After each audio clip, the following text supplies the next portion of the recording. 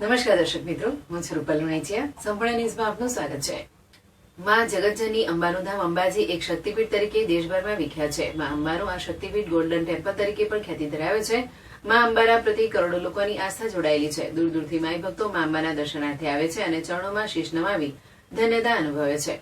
યાત્રાધામ અંબાજી ખાતે કોઈપણ પર્વ કે પ્રસંગ નિમિત્તે અનેક કાર્યક્રમ સહિત મંદિરને શણગારવામાં આવતું હોય છે.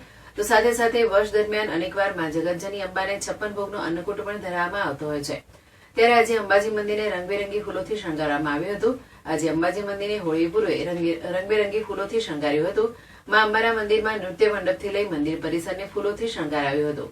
અલગ અલગ કલરના ફૂલોથી આ શણગાર કરવામાં આવ્યો હતો. સાથે સાથે અંબાજી મંદિરના અન્નકૂટ પણ ધરાવવામાં આવ્યો હતો.